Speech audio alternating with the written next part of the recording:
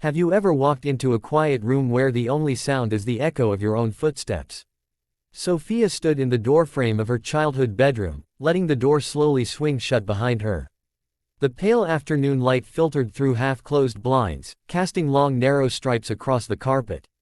About half the walls were still painted that gentle sky blue she and her mother had chosen when Sophia was 9 years old. The other half were bare now, paint pulled off, nails left exposed, faint shadows marking where shelves and posters once hung. In the center of the room sat a small wooden table, weathered by years of homework, daydreaming, scrawled love notes taped under its surface. On it lay a little glass jar filled with tiny brass bells. Each bell Sophia had collected, at the county fair when she won the lucky toss game at age 10, from a street vendor in a summer vacation to the coast at 12, from her first real job at 16, earning enough to buy one for the memory of independence. Over the years, she'd picked up bells in airports, thrift shops, flea markets, tiny glinting tokens of passage, each with its own whisper of a story. She'd told herself the jar was a time capsule, every ring a moment captured, safe, unbroken. She lifted the jar and gently shook it.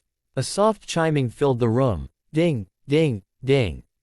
The sound was delicate, fragile, carrying a kind of longing.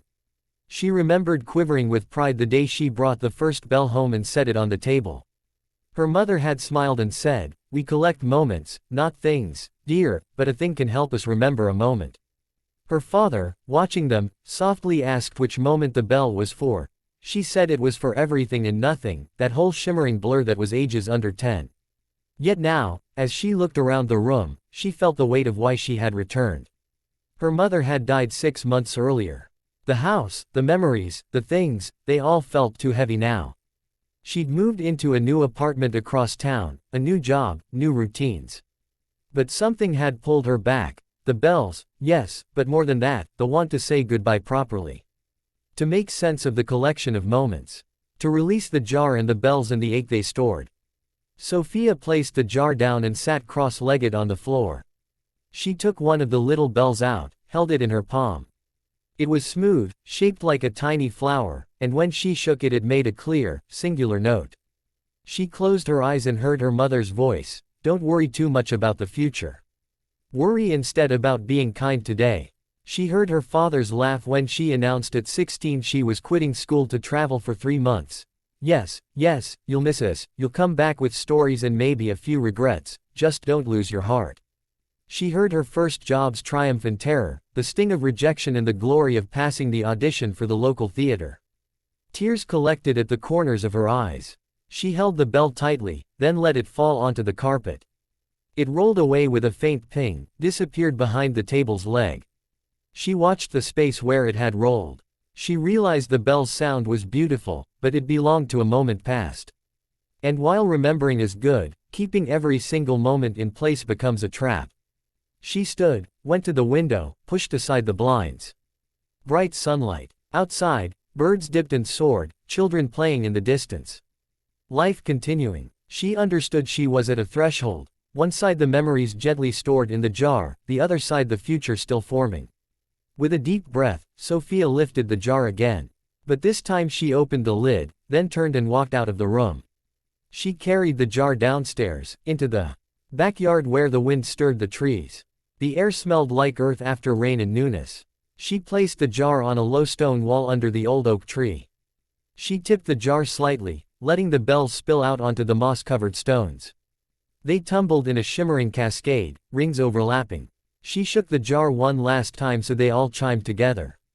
Ding ding ding ding. She watched them settle. Some nestled into leaves, some rolled onto the grass, some lay half buried in moss. She touched one, brushed it with her fingertip, then let it be. To her mother, to her father, to the younger self who collected each one.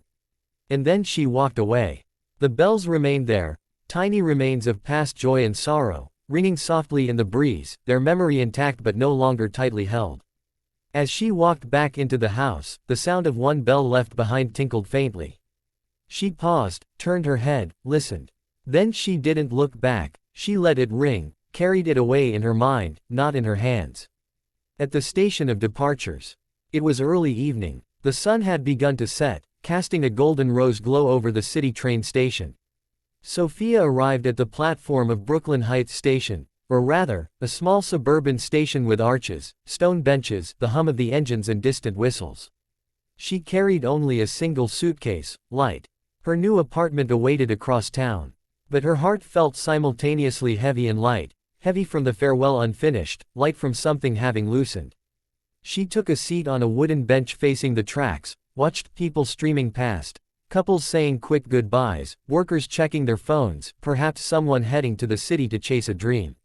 She thought of her mother, who used to take that same train when she worked in the city.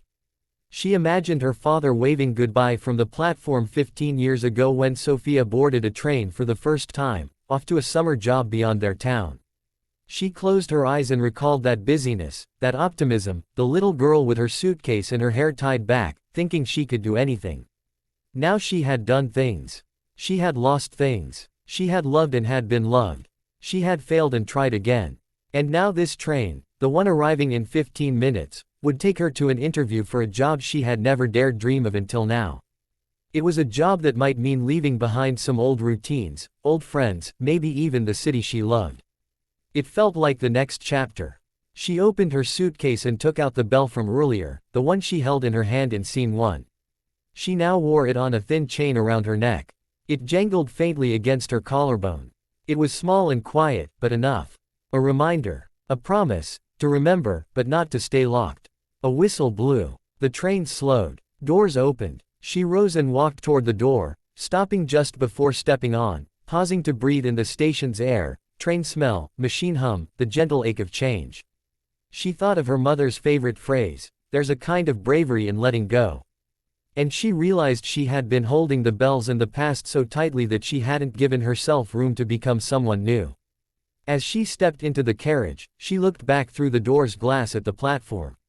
The faded stone bench where she sat. The empty bell jar still somewhere back at the house. The bells spilled under the oak tree. The memory settled but no longer weighed her down. She found a window seat. The train began to move.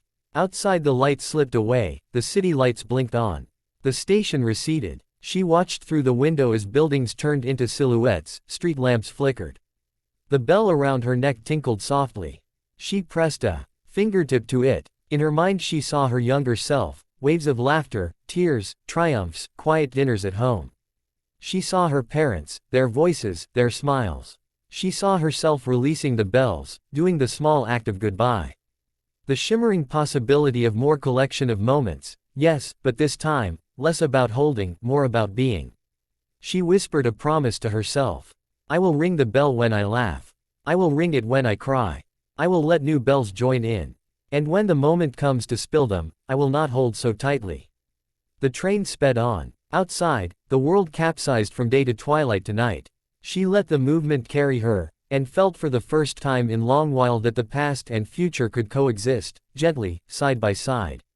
The bells in the jar remained at home, the bell around her neck remained on her heart.